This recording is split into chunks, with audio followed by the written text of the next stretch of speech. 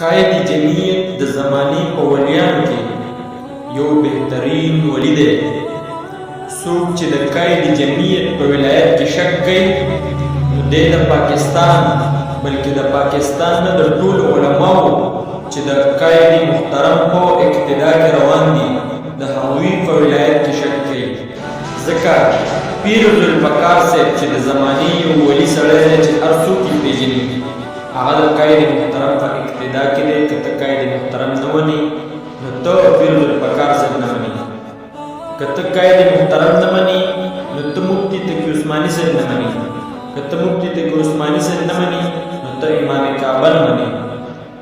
نو لہذا قائد محترم پسې ټوکې کولو والا د دا خبره ضرور واوري چې تاسو یو ولی پسې نښتې او د ولی په ولایت کې شک کوئ، نو لہذا تاسو د ټولو عالمانو نه انکار کوئ.